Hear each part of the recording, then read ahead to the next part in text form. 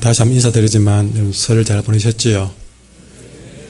만난 건 많이 드셨습니까? 좋은 사람 많이 만나셨고요. 예.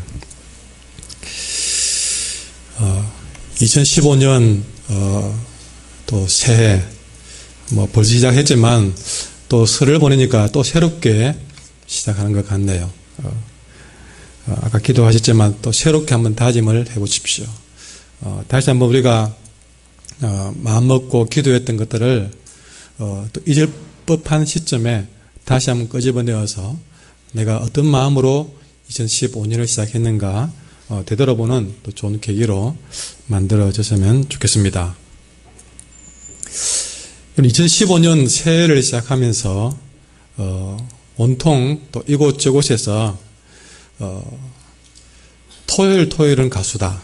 일명 토토가 열풍이 불었습니다. MBC 무한도전에서 시도한 건데요. 90년대를 풍미했던 가수들을 한데 모아서 공연을 했던 겁니다.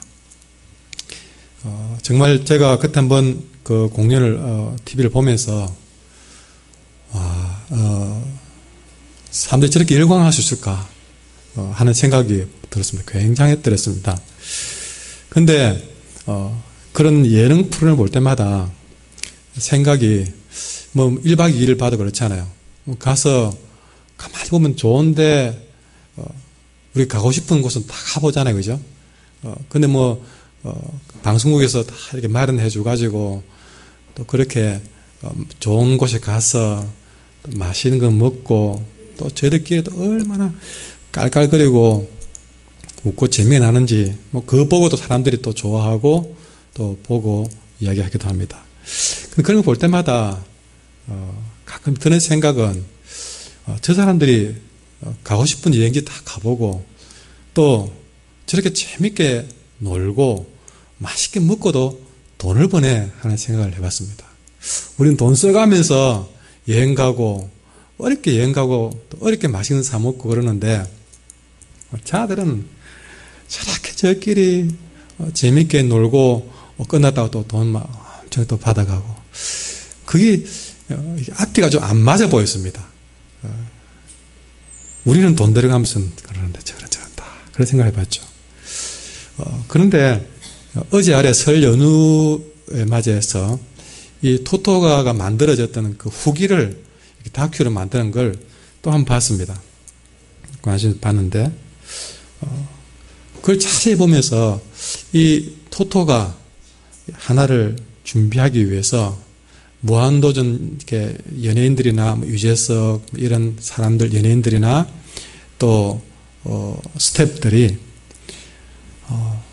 얼마나 많은 노력을 하고 얼마나 많은 준비를 하는지 그걸 자세히 보여주더라고요. 우리가 보았던 그 화려한 이면에 그 한 작품을 만들기 위해서 수십 명의 사람들이 또 앞에 나선 연예인들이 그냥 서서 놀고 노래 부르는 게 아니라 그걸 위해서 얼마나 준비를 하는지 그 한 사람 섭외하기 위해서 섭외된 또 가수들이 오랜만에 그 자기들의 노래를 공연하기 위해서 그 나이에 이제 그때 한창일 때가 아니라 이제 한 10년, 20년이 지난 이 시점에 와서 새삼스레 몸도 안 따라지고 이제 음도 안 올라가는 그런 상황을 만들어서 그렇게 하기 위해서 땀 흘리는 것들을 봤습니다. 잠도 안 자고 새벽 내내 그 시청자들에게 좋은 모습을 보여주기 위해서 그들이 그렇게 땀 흘리고 노력했던 것들을 보는 순간에 갑자기 이런 생각이 든 겁니다. 저들이 저렇게 당당하게 서기까지는 얼마나 많은 땀과 눈물을 흘리고 준비를 했는가 하는 생각을 했습니다. 그래서 또 한 생각은 내 눈에 안 보인다고 함부로 말하면 안 되는구나. 참 그 노래를 볼 때에 그만한 돈을 받을 가치가 있구나 하는 생각도 해봤습니다. 그래서 저도 모르게 전에는 저렇게 논다, 그걸 돈 번다 이런 생각이 사라지고 저도 모르게 참 수고했다, 잘했다, 박수가 처지더라고요. 여러분, 왜 제가 서두에 이 말씀을 꺼내느냐? 한 작품이 설 때까지 우리는 그 작품만 보지만 그 보이지 않는 그 이면에는 어마어마한 준비가 따른다는 사실이죠. 이 강단에서 설교하는 일은 마찬가지입니다. 그냥 여러분 한번 듣고 갈 일이지만 여러분 생각해 보십시오. 평생 한 번 여기서 서서 누가 강연을 할 수 있습니다. 근데 매번 매주일 또 심지어는 새벽 모든 순간순간 이렇게 나온 분들이 그야말로 감동을 받고 은혜를 받고 변화받는 그 설교를 매주 해내기 위해서는요. 또 그것을 한 교회당에서 같은 사람을 대상으로 지루하지 않게 계속적으로 늘 새롭게 그 말씀을 전하기 위해서는 여러분 그냥 이 보통 신장관이 이게 설 수가 없습니다. 못 섭니다. 특히 부끄러움 많은 저 같은 타입에서는 준비가 안 되면 여기 설 수가 없습니다. 저는 준비가 안 되면 아마 교회도 못 올지 모릅니다. 부끄러웠어요. 스스로 부끄러웠어. 그냥 한편의 설교지만 그걸 들려주기 전까지는 한 일주일 통째로 거기에 다 부어야 그래도 떨리거든요. 그래도 떨리고 긴장되고 참 두려운 자리가 바로 이 자리입니다. 눈에 보이는 것만이 전부가 아니라는 사실이죠. 한 번씩은 우리 교인들을 돌아가면서 설교를 한번 시켜볼까 하는 생각 해봅니다. 여러분 제가 이 이야기를 하는 것은 오늘 본문의 말씀을 더욱더 의미 있게 보기 위해서 하는 얘기입니다. 오늘 본문의 말씀은 유대 광야에서 외로이 복음을 전파하는 30대 청년 세례 요한이 등장하면서 말씀이 시작됩니다. 참 30대 멋진 나이인 것 같아요. 30대. 근데 그 30대 청년 세례 요한이 외롭게 광야에서 복음을 전파하는데 근데 여러분 오늘 자세히 보면 그가 외치는 소리는 온 유대 광야에 울려 퍼졌습니다. 그리고 그가 외치는 소리에 수많은 사람들이 유대 광야로 몰려왔습니다. 지금처럼 이렇게 교회당이 있는 것도 아니고 어떻게 소문을 들었는지 거기에 세례 요한이 있더라. 그가 하는 말 한번 들어볼래? 그러면서 유대 광야로 몰려온 곳이죠. 그렇게 몰려와서는 다 그 앞에서 자기의 죄를 자복하고 그 세례 요한에게 세례를 받는 장면을 오늘 본문에 보게 됩니다. 여러분 6절에 보시면요. 5절 6절에 보시면 이때 예루살렘과 온 유대와 요단강 사방에서 다 그에게 나아와서 자기들의 죄를 자복하고 요단강에서 그에게 세례를 받았다는 것이죠. 성경 어디를 봐도 이 세례 요한이 한 말은 별다른 게 없습니다. 그저 회개하라. 2절에 보시면요. 회개하라. 천국이 가까이 왔느니라. 그 말 한마디밖에 없었다는 것이죠. 회개하라. 천국이 가까웠다는 이 말 한마디밖에 안 했는데도 불구하고 수많은 사람들이 그 30대 청년 앞에 나와서 자기의 죄를 자복을 하고 세례를 받기 위해서 몰려왔다는 거죠. 그의 외치는 소리는 분명히 사람을 움직이는 어마어마한 소리였다는 사실이죠. 이 장면은 설교자인 저에게 굉장히 놀랍고 부러운 장면입니다. 세례 요한은 회개하라 천국이 가까웠다는 이 단 한마디로 수많은 사람들을 그 앞에 자복을 시키고 세례를 주게 만들었는데 그보다 더 화려하고 더 많은 일들로 더 많은 사연들로 그렇게 설교를 해도 이 장면을 보기가 쉽지 않다는 것이죠. 정말 늘 생각이지만 늘 마음의 꿈이야. 정말 이 설교 한편으로 우리 교인들이 막 변화받고 뒤집어지고 역사가 나타나는 그런 꿈을 늘 꿈에서 설교를 하지만 그것이 그렇게 쉽지 않다는 것이 목회 현장에서 느끼는 제 소회인데, 근데 이 세례 요한은 다른 것도 아니고 회개하라 천국이 가까웠다는 그 한마디 설교 가지고 이렇게 수많은 사람들을 변화시키고 죄를 자복하게 만든다. 이건 제가 볼 때는 사건이 아닐 수가 없는 겁니다. 하나님, 내 삶에도 제 설교에도 이런 세례 요한에게서 같은 소리가 났으면 좋겠습니다 하는 기도가 되더라고요. 많은 사람들이 제가 전하는 이 설교를 듣고 회개하고 하나님께 돌아왔으면 좋겠다. 이것이 목회자로서의 간절한 바람입니다. 그런데 어찌 이런 세례 요한의 모습을 우리가 쉽게 보겠느냐. 아, 세례 요한이 회개하라 천국이 가까우니라 그 설교로 이렇게 변화시켰으니까 나도 그러면 단말 안 하고 회개하라 천국이 가까웠느니라 하면 되는가? 아니다 하는 것이죠. 흉내도 못 낼 뿐이다.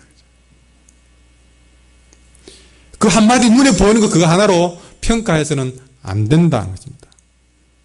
저렇게 세례 요한의 소리 한마디에 사람들이 몰려오기까지, 그리고 저와 여러분이 주님께 제대로 쓰임을 받을 때까지, 여러분 주님께 쓰임 받는 모습 보면요, 아, 나 저렇게 하면 되겠구나 우리 쉽게 생각합니다.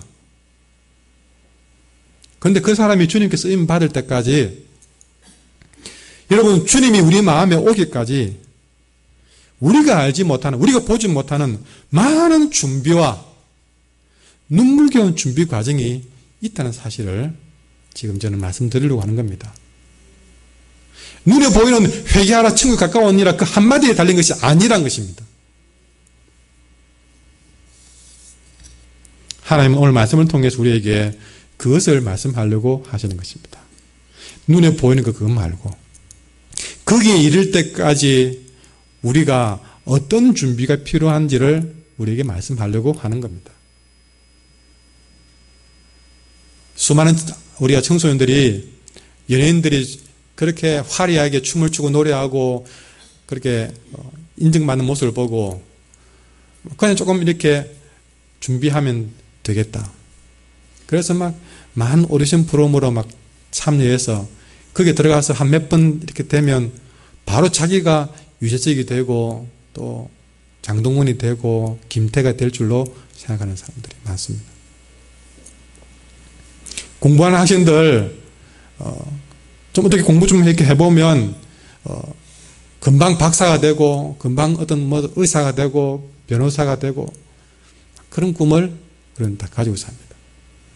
근데 그들이 활약하는 모습을 볼 때에 그냥 그렇게 달려가면 될 것이 아니라 그들이 그 자리에 서기까지 얼마나 피눈물 나는 준비와 과정이 있었는지를 우리는 보지 않으면 안 된다는 사실이죠. 어떤 일이든 꿈이 있어야 되겠고 그 꿈은 가져야 되겠고 그 꿈을 이루어야 될 것입니다. 그러나 그 꿈을 이루는 과정에서 우리는 어떻게 준비해야 될 것인가, 또 어떤 준비가 필요한가를 우리는 분명히 기억해야 될 것입니다. 신앙생활도 마찬가지입니다. 하나님 앞에 어떻게 서기 위해서 정말 주님이 내 마음에 오실 때까지 우리는 무엇을 준비해야 될 것인가, 오늘 여러분 귀담아 말씀을 드려야 될 것입니다. 사실 오늘 말씀은 너무나 좀 길어서 오늘 낮에 반쯤 전하고 또 저녁에 이어서 반쯤 전하려고 합니다.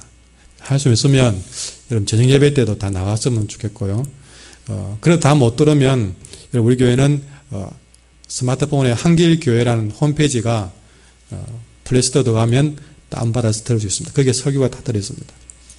그래서 또 듣고 또 들으면서 여러분이 정말 이 땅에 주님 앞에 어떻게 서기 위해서는 어떤 준비가 필요할지 여러분 한 주간을 지나면서 완전히 여러분이 습득을 할 수 있으면 좋겠습니다. 자, 이제 말씀을 하나 보겠습니다. 1절 같이 읽겠습니다. 시작. 그때에 세례 요한이 이르러 유대 광야에서 전파하여 말하되. 아멘. 1절입니다. 네. 자, 1절 첫 마디에 보면 그때라고 되어 있습니다. 그때. 여러분 그때는 언제를 말하느냐? 바로 앞에 절을 보시면 됩니다. 앞에 절 2장 23절에 보시면 예수님이 나사렛이라는 동네에 가서 살았는데 이는 선지자가 하시는 말씀. 그러니까 이 땅에 오신 메시아 예수님이 나사렛 사람이라 칭하리라 하심을 이루려 함이로다. 그러니까 예수님이 나사렛 사람이라는 이름으로 사신다는 것이 예언이 된 것이죠. 그러니까 예수님은 나사렛에서 가셨고 거기서 30년의 세월을 살았습니다. 그런데 이 1절의 말씀을 원어로 보면 복수로 쓰여져 가지고 많은 날들이 지나고 있었다라고 설명하는 것이 맞습니다. 그러니까 예수님이 나사렛에 들어가셔가지고 많은 날들이 지나고 있을 그때라고 해석하면 이해가 되는 것이죠. 여러분, 그때는 예수님이 나사렛에서 사는 동안이었습니다. 나사렛에서 많은 날들이 지났습니다. 거기 살다 보니 10대도 거기서 보내고 20대도 거기서 보내고 근 30살에 이르기까지 예수님은 나사렛에서 한 평범한 목수의 아들로 그저 예수님을 두고 메시아라 하나님이란 말은 꿈도 못 꾸고 그저 나사렛 사람 참 이 한 번씩 울산에 저도 울산 시민이지 않습니까? 맞죠? 예. 근데 저도 울산 시민인데 시내 나가지고 뭐 살 때 어디서 왔습니까? 물어보더라고요. 그래서 예, 덕신에서 왔습니다. 그럼 덕신에서 왔습니까? 덕신에 오셨다고. 항상 저는 주소에다가 울산 광역시는 확실하게 써놨습니다. 저는 최근에 도로명을 바뀌어갈지 얼마나 좋은지 모르겠습니다. 뭐 아무것도 없는데 끝자리에 리 붙는다고 사람이 이상하게 리를 취급하더라고요. 전혀 다른 게 없는데 동이나 리나 뭐가 다르다고요. 여러분, 근데 예수님은 달랐습니다. 나사렛은요, 전에 잠시 언급했지만 예수님이 누구에게 소개를 받으면서 누구를 예수님을 소개하면서 나사렛에서 오신 예수님 이러니까 그 상대방이 하는 말이 나사렛에서 왔다고? 야, 거기서 무슨 선한 게 나겠느냐? 그런 동네가 나사렛입니다. 정말 그 당시에 나사렛이라 그러면 취급받지 못하던 동네였습니다. 그런데 예수님은 그걸 아시면서도 여러분 이 3절 다시 해보시면요. 나사렛 사람이라 칭하리라. 여러분 이렇게 주부를 보고 하는 말이 뭐 이름 누구누구 안무개라고 말하지 않고 밀양 때, 안동 때 이렇게 완전히 그렇게 그 지명을 부르지 않습니까? 그건 굉장히 양반입니다. 지금은 나사렛 사람이라 칭함받는 거는요. 그런데 살아 이런 정도의 이미지로 생각하시면 됩니다. 예수님은 30년을 그런 취급받으면서 살았습니다. 목수 아들 취급받으면서 살았습니다. 그분은 하나님이면서도 하나님 대우 한 번도 받은 적 없고 이 땅에 구원자로 왔으면서도 메시아 대우 받은 적 한 번도 없고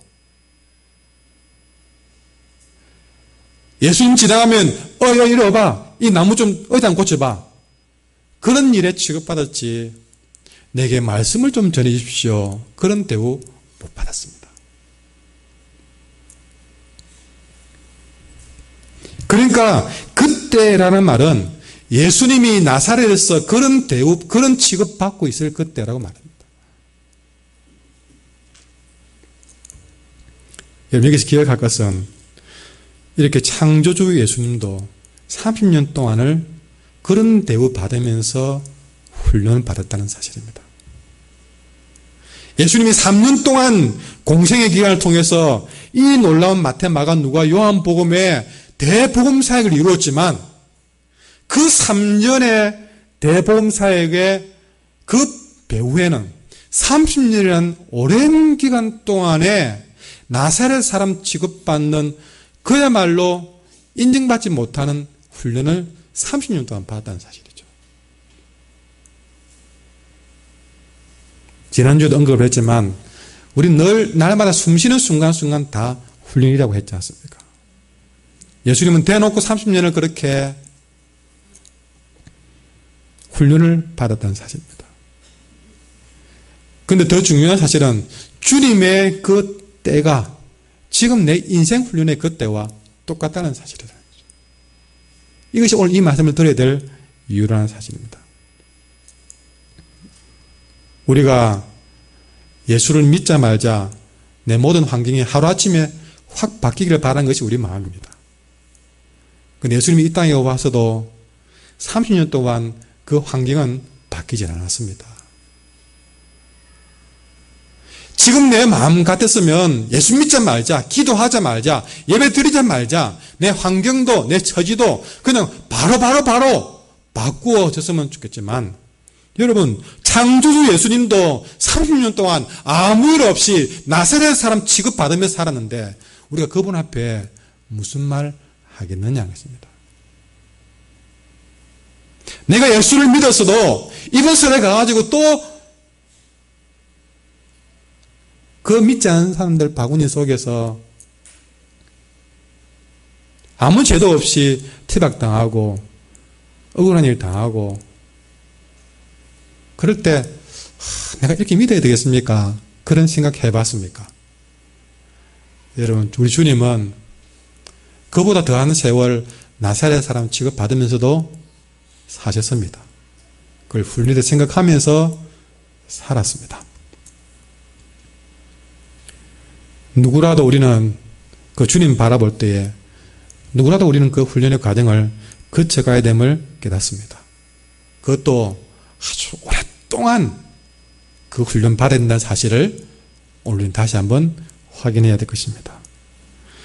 우리는 이렇게 훈련 받는 것이 낭비냐? 아닙니다. 여러분 주님의 30년 나사렛 사람 취급받은 세월이 낭비였습니까? 아닙니다. 이것은 철저한 준비했다는 사실입니다. 철저한 준비였다. 여러분 이렇게 우리는 훈련을 통해서 특히 낮아짐의 훈련을 통해서 준비되어 가는 줄 믿습니다. 예수님이 이렇게 오랫동안 나사렛에서 사역을 위해서 준비되는 과정에서 하나님은 그럼 쉬고 계시느냐? 네 알아 좀 훈련 받으라 그러고 쉬고 있었느냐? 아니요. 우리 하나님은 쉬시는 분이 아니십니다. 그럼 뭐 하고 계셨습니까? 30년 동안 주님이 하는 거 구경만 했습니까? 그것도 아닙니다. 주님이 그렇게 나사렛 사람 취급받으면서 30년 동안 오랫동안 끝나지 않을 것 같이 그렇게 준비되어지고 있을 때에 여러분 우리 하나님은 다른 곳에서 예수님이 아닌 세례 요한을 통해서 예수님이 앞으로 사역하게 될 유대 광야에서 세례 요한을 통해서 준비를 시키고 있다는 사실입니다.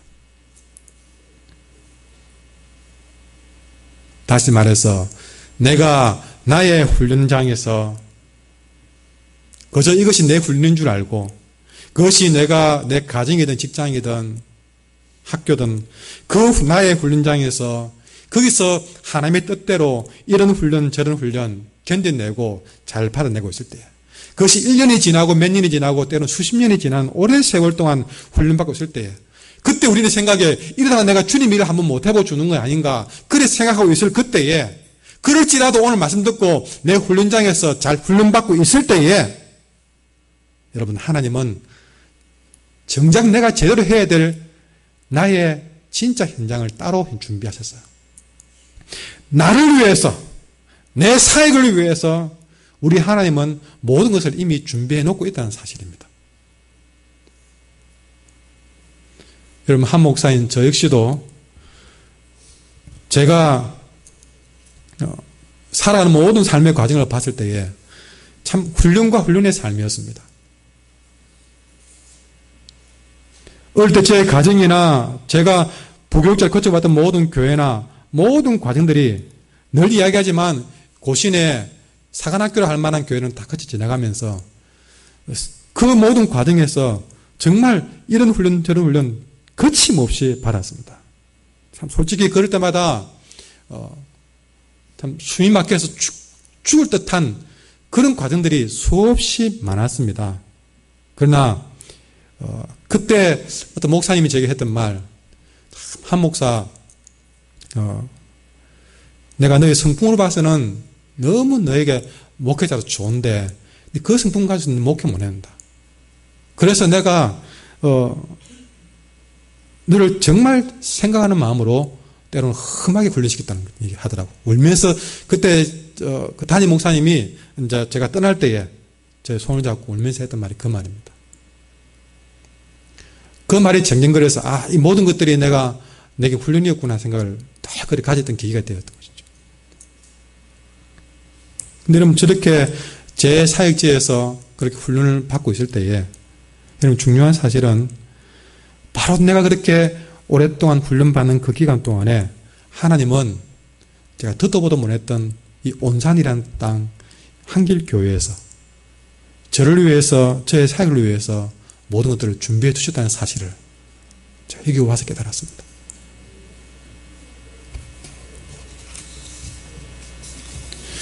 근데 이런 말을 들을 때에 여러분 생각 중에 어떤 분은 어떻게 목사님이 세례요한 이야기를 가지고 자기 목회에 적용할 수 있을까? 예수님 이야기를 가지고 왜 자기 목회에 적용할 수 있을까? 그런 의문을 가질지 모르겠습니다. 여러분 이 말에 오해하지 마세요. 내가 세례요한 얘기 가지고 예수님 이야기 가지고 내 목회에 적용했다고 오해하지 마세요. 오히려 여러분들은 이 말씀을 잘 새겨들어야 될 것입니다. 왜냐하면 오늘 저는 지금 이 말씀을 보면서 이 말씀을 통해서 이 말씀을 나에게 지금 적용시킨 것을 여러분에게 예를 들어 보여주고 있는 것입니다. 다시 말해서 일명 따라하십시오. 내 적용. 한번 따라합시다. 말씀을 들을 때에 내 적용을 합시다. 우리가 말씀을 들으면서 오늘 설교를 들으면서 항상 설교를 들을 때마다 여러분은 여러분에게 적용하셔야 되는데 두 가지 방법으로 적용하셔야 됩니다. 첫 번째 적용은요. 따라합시오. 내 적용. 두 번째는 구속사적 적용. 시작. 자, 첫 번째 뭐라고요? 두 번째는요. 이 두 가지는 꼭 기억하십시오. 말씀을 들을 때에 적용하셔야 됩니다. 그런데 적용하되 항상 두 가지의 그릇으로 내게 적용하셔야 됩니다. 자, 오늘 말씀을 가지고 어떻게 적용하는지를 설명드리겠습니다. 먼저 여러분 항상 말씀의 적용은 내 적용이 되셔야 됩니다. 내게 그 말씀을 적용시켜야 한다는 것입니다. 여러분 적용한다는 말 자체가 오늘 선포되어지고 밝혀진 말씀에 대해서 개인적으로 반응한다는 겁니다. 그러니까 말씀에 반응하는 것이 적용입니다. 그런데 말씀에 반응할 때 어떻게 반응하느냐? 내게 준 말씀으로 반응해라 이 말이죠. 오늘 선포된 이 말씀은 지금 나에게 무슨 의미가 있는가? 그렇게 깨달으라는 말입니다. 그러니까 내가 지금 들은 그 말씀의 의미를 깨닫고 이해한 것을 가지고 다름 아닌 내게 적용하는 것이죠. 내가 지금 들은 바로 그 말씀에 의해서 나를 움직이게 하는 것이 바로 내 적용이다 하는 것입니다. 오늘 설교 중 어떤 말씀이 내 가슴에 울림이 되거나 내 생각에 도전이 되었으면 여러분 그 울림과 감동의 접촉점이 어디냐? 바로 나의 생장점이 된다는 것이죠. 하나님은 그 깨닫게 하시는 말씀을 통해서 누구에게 지금 찌르고 있느냐? 나를 찌르고 있다는 사실입니다. 그러니 늘 우리는 이 적용을 할 때에 그것이 바로 내 자신을 위한 것이 되어야 된다는 것이 오늘 말씀해 주시는 것입니다. 그 말씀은 오늘 나에게 주어진 것이고 내 마음을 울리고 그렇게 나를 감동한 그 말씀을 우리는 이 말씀은 김집사가 들으면 딱이겠네. 이 말씀은 내 남편이 들었으면 제일 좋겠네. 오늘 남편이 왔으면 좋았을걸. 우리는 그런 생각을 항상 합니다. 절대 그러지 말라는 것이죠. 그 말씀이 내 마음을 울린 것은 내 생장점을 건진 것입니다. 늘 말하지만 내 들으려고 하는 말입니다. 여러분 내 들으라고요. 근데 여러분 하나님의 말씀은 너무나도 어마어마하기 때문에 아까 세례요한의 전한 말씀을 회개하라 천국이 가까웠다는 한마디를 했잖아요. 우리가 볼 때는 길이를 볼 때는 짧지만요. 그 말은 사실은요. 우주보다도 큰 만큼 어마어마한 겁니다.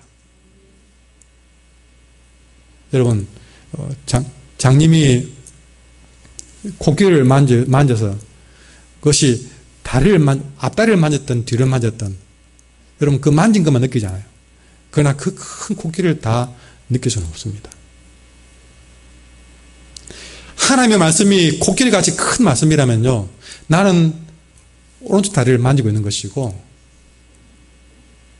김집사는 뒷다리를 만지고 있는 것이고 저 박집사는 귀를 만지고 있는 것이고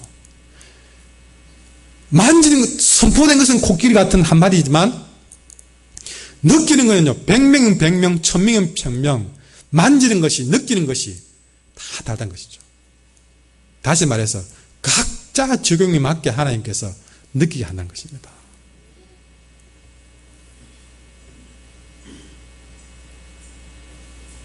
그러니 지금 내가 느낀 것은 나에게 주어진 말씀입니다.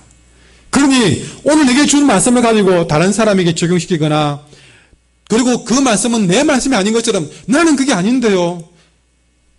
나는 잘 살았는데요. 나는 그게 상관이 없는데요. 우리는 그 말씀 앞에서 내 말이 아닌 것처럼 그 말씀을 피하거나 그 말씀 앞에서 나를 합리화시키는 것은 우리는 그 말씀 앞에서 자기 기만이고 결국에 손해보는 사람은 자기밖에 없다는 사실입니다. 어떤 말씀이든 단 말씀이든 쓸 말씀이든 내가 들은 말씀은 그 말씀은 전부 다 내 말씀이니 내가 접수를 해야 된다.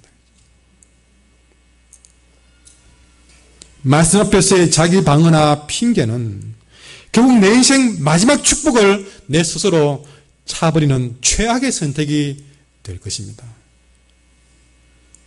그래서 여러분 말씀 가운데에서 여러분 때론 헤롯같이 빌라도같이 악한 사람이 등장하면요. 그 악한 사람 가운데에서 내 자신을 봐야 됩니다. 헤롯은 나와 상관이 없다가 아니라 헤롯을 봐도 그 베들레헴의 2살 빠기 이하의 아이를 죽였던 헤롯을 볼 때에 내가 바로 그 헤롯이다고 우리는 그 악한 사람을 보면 그 악한 사람에게서 내 자신을 봐야 된다.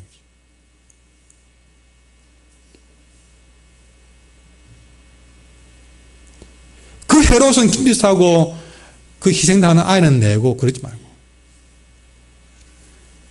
의인이 등장하면 그 의인을 보면서 나는 저런 의인이 될 수가 없는데 예수님의 은혜로 어렵게 되어서 이렇게 내가 의인 취급받구나. 그렇게 또 내 자신에게 비추어보는 그것이 바로 내 적용이다. 맞습니다. 그래서 성경 어디를 봐도 어쩌면 이렇게 모든 것이 내 말씀인가 그렇게 하면서 내 적용을 할 수 있는 것입니다. 이것이 내 적용입니다. 두 번째는요, 뭐라 했습니까? 구속사적 적용입니다. 여러분, 하나님의 말씀을 볼 때에 이 말씀은 우리의 구원을 위해 주신 말씀입니다. 그렇다면 모든 말씀을 창세기부터 요한계시록까지 우리의 구원을 위한 말씀으로 이 말씀을 읽으셔야 됩니다. 천지를 창조하신 것도 여러분 이스라엘이 범죄해서 바벨론 포로로 잡혀가는 것도 병자가 예수님의 손에 의해서 고침을 받는 것도 사도들이 온 땅을 다니며 복음을 전하는 것도 다 모든 면에서 구속사적인 적용을 할 수 있는 것이죠. 하나님의 말씀을 들을 때마다 그것을 내게 구속사적으로 적용하는 것입니다. 자, 오늘 말씀에서 구속사적인 적용을 말씀을 드린다면 여러분 예수님은 어디서 30년을 살았습니까? 빛이 나는 갈릴리 나사렛 사람들 속에서 사셨다는 것입니다. 여러분 예수님이 갈릴리 나사렛이라는 매우 낮고 낮은 데서 준비되는 삶을 살았습니다. 이 말씀을 우리가 구속사적으로 적용하면 얼마나 큰 위로가 되는지 모릅니다. 그냥 구속사적으로 보지 않으면 예수님이 갈릴리시 나사렛 살은 게 무슨 우리에게 마음에 감동이 옵니까? 안 와닿습니다.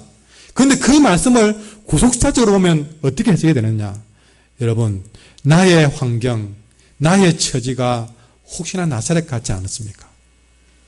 왜 이렇게 우리가 인정받지 못하는 비천한 그런 나사렛 사람 취급받으면서 살까요? 그런데 나의 환경, 나의 처지, 내 주변의 모든 것들이 다 알고 보니까 여러분 주님도 나사렛이라는 것이 구속사적으로 쓰임받는 것을 볼 때에 여러분 그 어떤 것도 구속사적으로 쓰임받지 못할 것이 없습니다. 그러니 지금 내가 처한 것이 출세하고 성공해야만이 구속사적으로 복음을 쓰는 일이 아니라 때로는 나사렛처럼 비참한 현실도 하나님이 구속사적으로 쓰고 있다는 사실입니다. 나의 구속사를 이루는 환경으로 볼 수 있다는 사실이죠. 사람도 마찬가지입니다. 어떤 나를 괴롭히고 힘들게 한 사람이 있다 할지라도 내가 구속사적으로 그 현실을 봤을 때는요, 그 사람도 나의 구속사를 이루는 사람으로 볼 수가 있는 것입니다. 그것을 우리가 오늘 말씀을 통해서 다시 확인을 받는 것이죠. 우리는 살아가면서 내가 어려움을 당할 때에 분명히 이 환경은 나를 더욱더 복되게 만들기 위한 하나님의 훈련이야 생각은 들었습니다. 생각은 들었는데 이번 설날을 보내면서도 때로는 그 모든 어려운 환경들을 참아내고 견뎌내는 과정에서 눈물로 났을 것입니다. 근데 그런 말씀을 우리 삶을 살다가 이렇게 주님 앞에 왔는데 말씀이 그것을 통해서 확인해 주는 거예요. 그런 어려움을 당하고 살았는데 오늘 말씀이 하필이면 우리 예수님도 30년 동안 나사렛 취급받으면서 그렇게 사셨다더라. 그게 구속사적으로 적용해 보니까 크게 위로로 와닿는 거죠.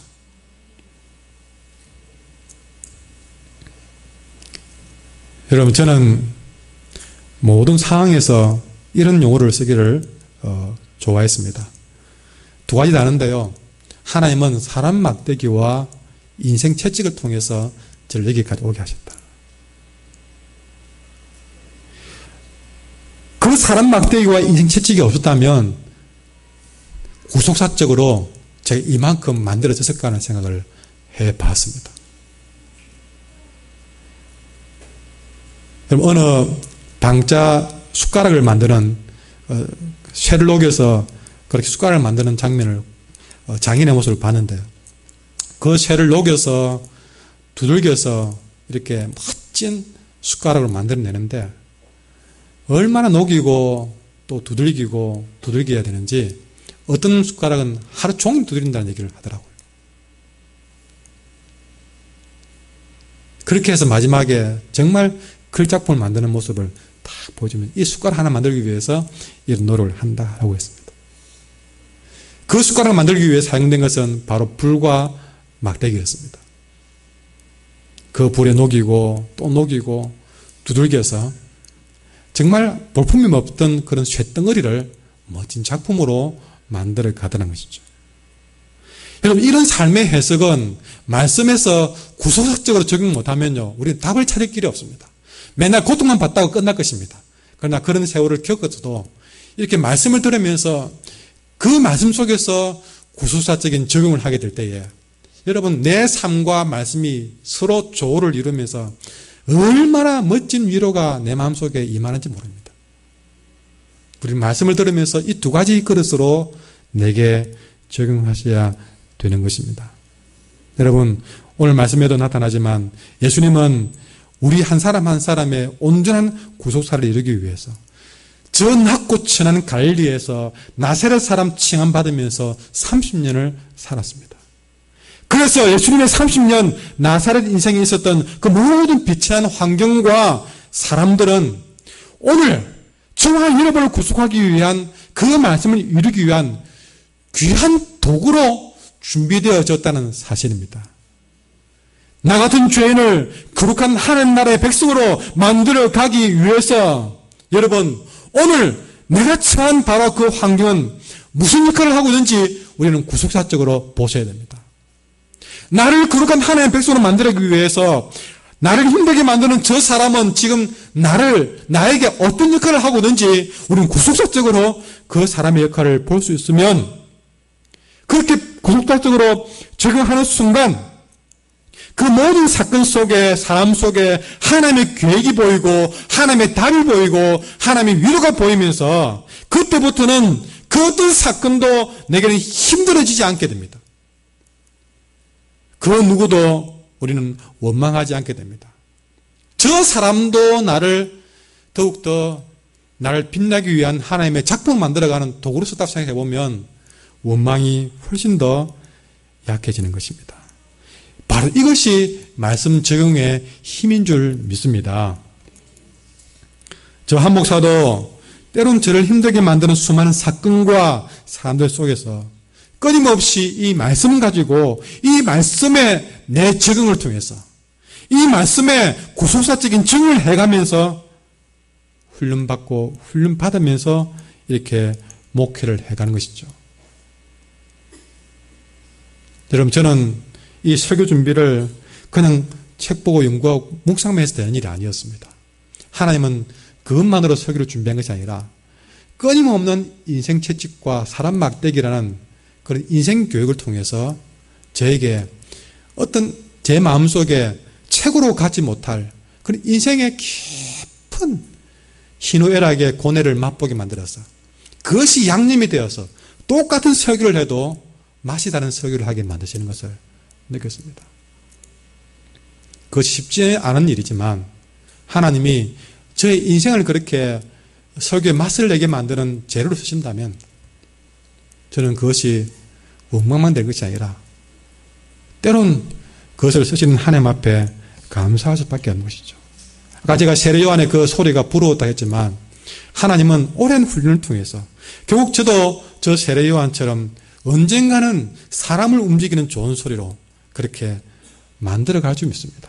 그것이 쉽게 된 것이 아니라 정말 수많은 눈물과 피를 거기서 그 설교에 묻게 만들어서 여러분, 때로는 저 판소리하는 사람들에게는요, 옛날에 저 서편제라는 영화를 봤을 때 때로는 그의 아비가 그의 딸의 눈을 멀게 만들어서라도 그 딸의 마음속에 한이라는 것을 심어 넣어서 그 소리에 맛을 다르게 했던 것을 우리는 영화로 본 적이 있습니다. 때로는 하나님 쓰시는 방법이 그렇게 보일 때가 많습니다. 저에게 말로 다 표현 못할 한을 갖게 만드셔서 거기서 똑같은 한마디라도 맛을 다르게 하는 모습. 여러분, 그래서 여러분은 저를 위해 기도해 주셔야 됩니다.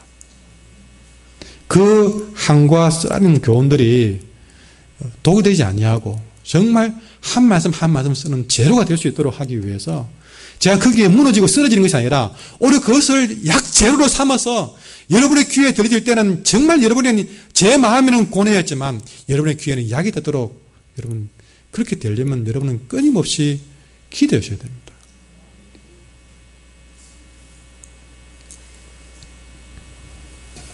지금 여러분이 하나님께 훈련받고 있는 것은 훈련받고 있는 환경은 사건은 무엇입니까? 그 모든 상을 말씀을 통해서 내적용하시고 후수자처럼 적용하시면 세임을 얻고 여러분 그 훈련을 더욱 멋지게 감당해내는 이 시대의 세례 요한이 될 줄 믿습니다. 우리는 주님 오실 길을 준비하라 하실 때에 특별히 오늘 주님은 우리에게 회개함으로 주님의 길을 준비하라고 부탁하십니다. 그래서 2절에 보면 세례 요한의 입을 통해서 선포하는데 같이 들어가겠습니다. 시작.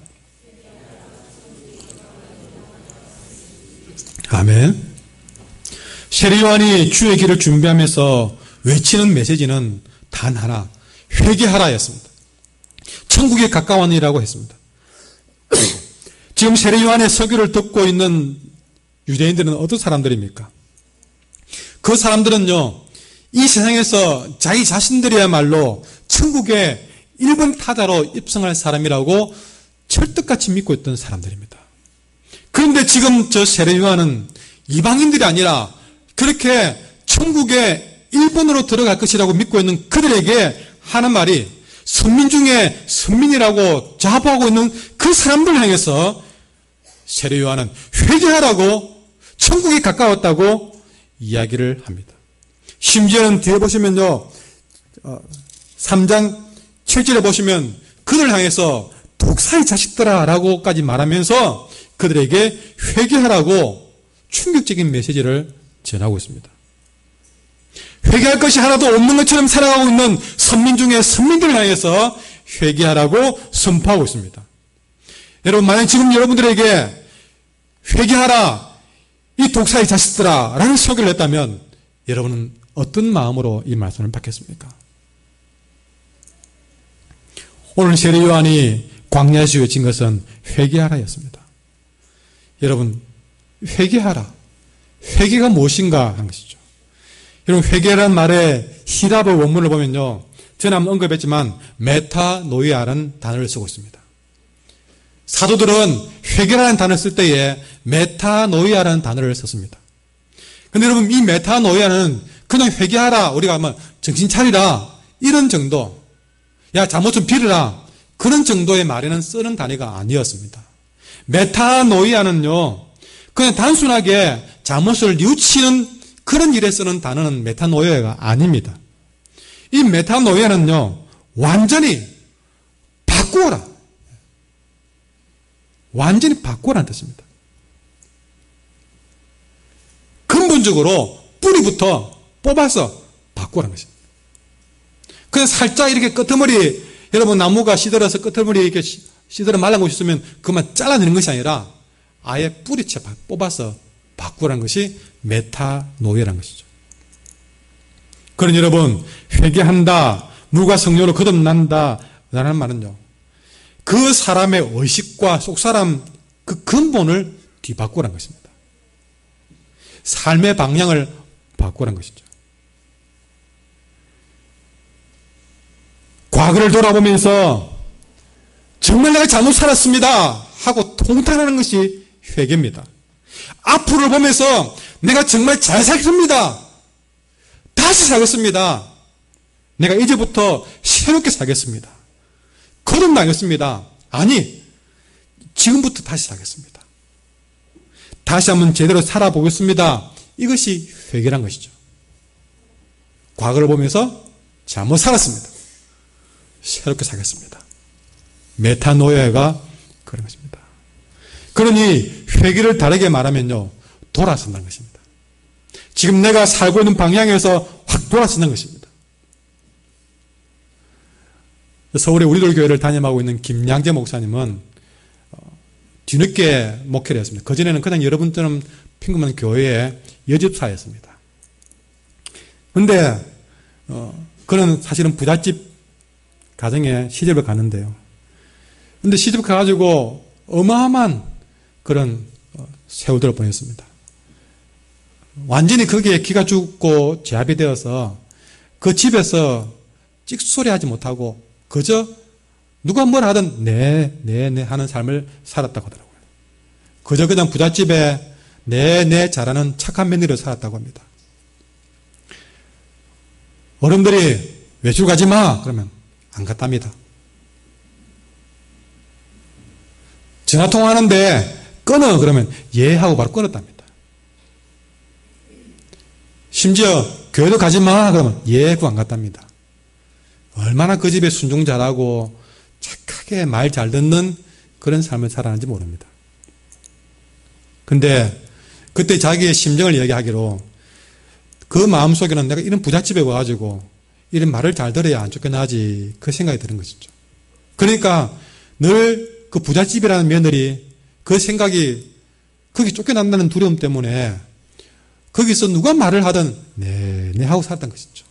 그러니 여러분 알고 보면 그 부잣집 비 맞추느라고 네 하는 순종을 살은 것이죠. 이게 쫓겨나면 어떻게 하나 그게 늘 두려움이었던 것입니다. 그러나 어느 날 시집살이 5년 말에 주님을 딱 만나고 나니까 마음이 완전히 달라졌습니다.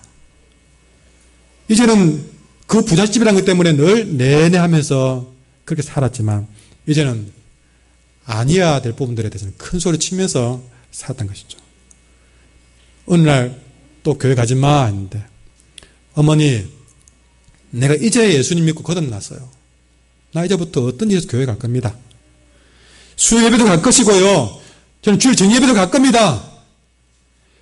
심지어 만약에 교회 못 가게 하면 이혼할 겁니다 하는 말까지 나오더란 거죠. 하나님 때문에 배짱이 생기고 큰 소리까지 쳤다는 것이죠. 이거는 무슨 이혼한다 그게 중요한 게 아니라 완전히 하나님 때문에 삶의 방향을 뒤바꿔 놨던 것입니다. 그전에는 가지마 그러면 내내 하던 삶이 아니요 나는 어떤 일로 갈 겁니다라는 말로 삶이 아주 근본적인 마음 자세가 확 바뀌었다는 것이죠.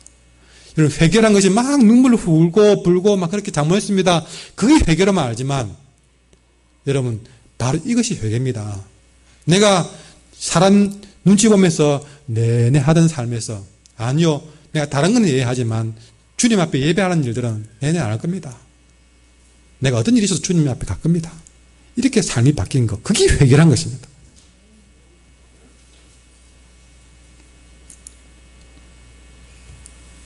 여러분 저도 안 믿는 가정에서 교회 당 다니면서도 맨날 명절날 되면 제 손으로 지방을 썼습니다. 너무 부끄러운 정말 회개해야 될 일이잖아요. 제 손으로 지방을 써서 앞에 떡까지 붙여가지고 제사 지내는데 아주 어뜸이 되었습니다. 정말 때로는 어느 과정에서는 이 지방을 쓰는 이 명절만 다가오면 이 지방을 쓰는 손이 좀 어디 부러졌으면 좋겠다 싶을 정도로 그렇게 마음에 부끄러움 많으면서도 제가 그걸 못한다는 말을 못했습니다. 수년이 지나서 내가 이제는 집에 쫓겨나는 일이 있어도 내가 말을 해야 되는 마음이 들더란 말입니다. 그래서 추석을 앞두고 아버지 앞에 아버지는 뻔히 저도 지방 쓸 줄 알고 가만히 보고 있는데 제가 딱 종이 내려놓고 아버지 이번 추석부터는 저 제사 안 지낼 겁니다. 그렇게 바뀌어버렸어요. 놀라운 것은요. 김장기 목사님도 그렇게 말하니까 그럼 이혼해 그런 줄 아십니까? 가라 구들합니다. 저도 교회 갈 겁니다. 제사 안 지낼 겁니다. 그러니까 했던 말이 내 그럴 줄 알았다. 그걸 해라.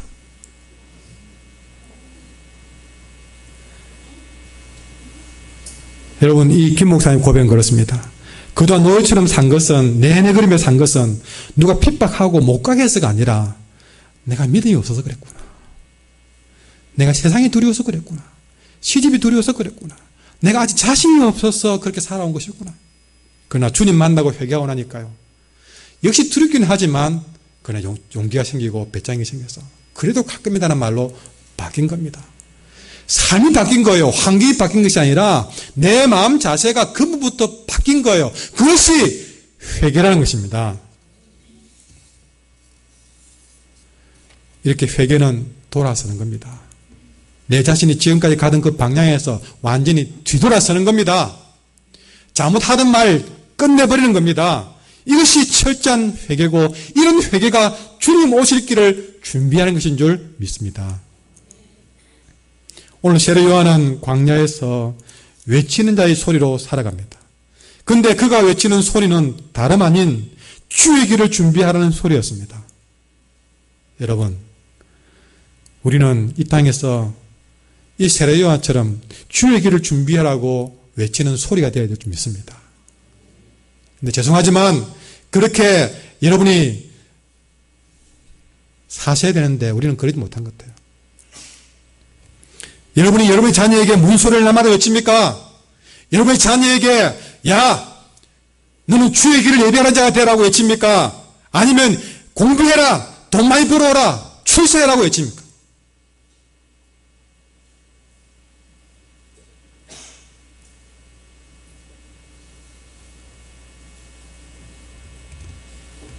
세례 요한이 외치는 소리는 다름 아닌 주의 길을 준비하라, 그의 길을 곱게 하는 소리였습니다.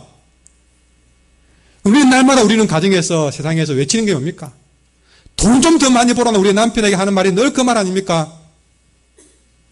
정말 대놓고 그 사람에게 눈물 흘리면서 너 주님의 길을 예비하는 삶을 살아볼래라는 말을 우리가 언제 해보고 살아갑니까?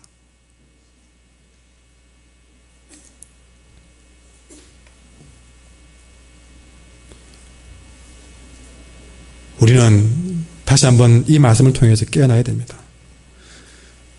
너는 반드시 주님의 길을 준비해라. 공부를 하더라도 너는 지금 그 공부를 통해서 출세해라가 아니라 너는 그 공부를 통해서 주님의 길을 재배해라.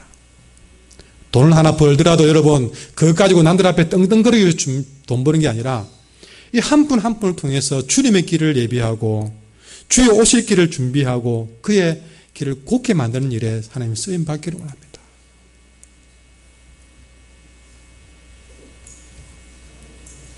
근데 여러분 우리가 이 광야 같은 세상에서 주의 길을 준비하라고 외치기에는 뭔가 강한 의욕이 있어야 되는데 우리 아이들을 대놓고 너 공부해서 주님의 길을 예배하라고 말하기에는 뭔가 그렇게 할 수 있는 뭔가 동기가 있어야 되는데 여러분, 그 동기가 어디서 나왔느냐?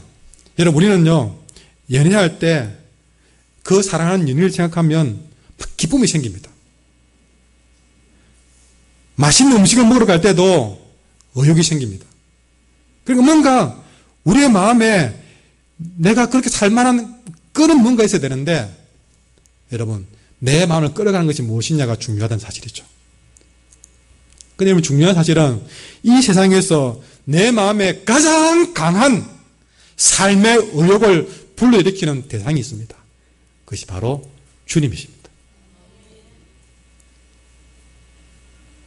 돈 한 푼 벌어보려고 돈이 내 삶의 의욕이 되는 사람도 있습니다. 인기 한번 얻어보려고 그 사람의 인기가 그 사람의 의욕을 불러일으켜서 막 밤잠 자지 않고 일하게 할 수도 있습니다. 그러나 그거는 일시적인 것이에요. 그러나 여러분, 주님을 만나보시면 그 주님은 우리의 삶에 어마어마한 불같은 의욕을 불러일으키는 분이십니다. 더나 우리가 주님 일을 할 때에 우리는 내 인생에서 가장 뜨겁게 살 수가 있습니다. 이 세상에서 아무리 재미난 일이 있어도 주님의 일만큼 기쁘게 할 수 있는 일이 세상에는 더 없습니다. 얼마 정도냐? 목숨을 다 바쳐도 아깝지 않을 만큼 강한 의욕을 불러일으킨 것이 바로 주님의 일입니다. 그 때문에 다 버리고 순교사로 가기도 하고 그 주님 때문에 순교도 하지 않습니까? 그만큼 주님은 한번 제대로 만나면 불같은 의욕을 우리에게 불러일으킵니다. 향료값을 깨뜨린 여인을 보십시오. 그 여인은 그 여인의 전부를 다 바쳐도 아깝지 않을 만큼 주님을 만났을 때에 그 삶의 의욕이 불타올랐습니다. 이걸 뒤집어 보면 우리가 이 땅에서 삶의 재미가 없는 것은요, 주님을 제대로 못 만나서 그렇습니다. 다시 말해서 우리는 엉뚱한 곳에서 삶의 의욕을 찾기 때문에 그렇습니다. 내 외모에서 삶의 의욕을 찾기 때문에, 돈에서 내 삶의 의욕을 찾기 때문에 우리가 금방금방 시들어버리는 것이죠. 돈 좀 있으면 의욕이 나고 돈 없으면 금방 꺼져버리는 그런 인생을 사는 겁니다.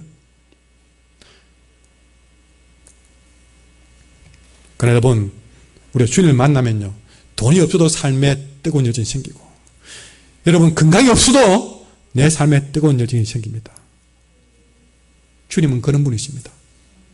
그래서 세례 요한은 그렇습니다. 딴 거 필요 없다. 그가 외치기를 주의 길을 준비하라고 한 겁니다. 그 주님 만나면 세례 요한이 이렇게 살아 저렇게 살아 설명하지 않아도 그 인생은 불같은 인생을 살게, 뜨거운 삶의 의욕을 가지고 그 목숨을 다 바쳐도 아깝지 않은 인생을 살게 되는 것을 세례 요한은 알고 계시기 때문에 주의 오실 길을 예비하라고 예비한 것입니다. 우리가 이 땅에서 이렇게 늘 살아도 허무하고 재미가 없는 것은 잘못된 의욕을 가지고 있기 때문에, 주님 없는 열정을 가지고 있기 때문에 그렇습니다.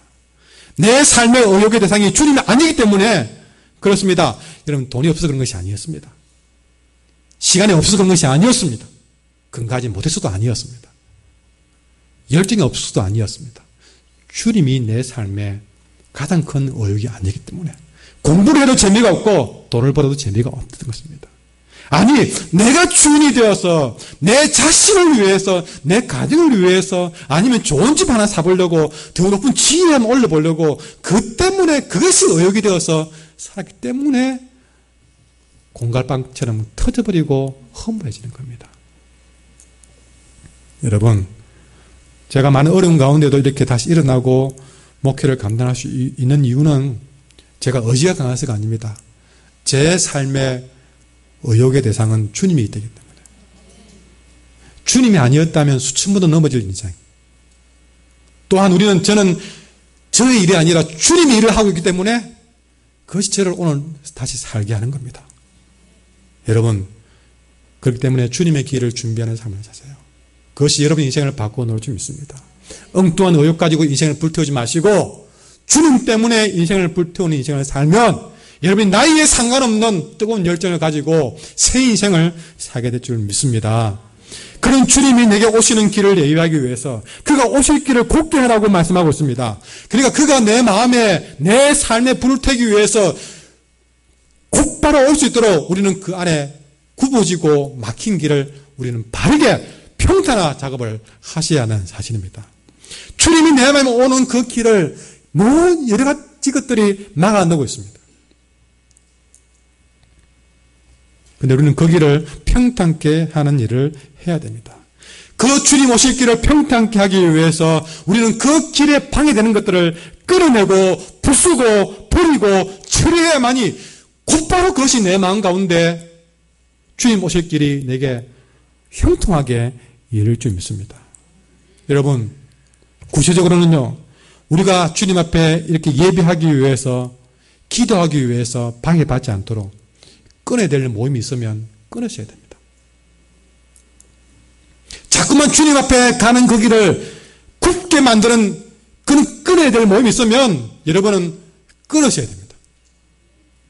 죄송하지만 주님이 내 마음에 오게 되는 그 일에 방해받지 않도록 끊어야 될 사람도 있다는 사실을 아셔야 됩니다.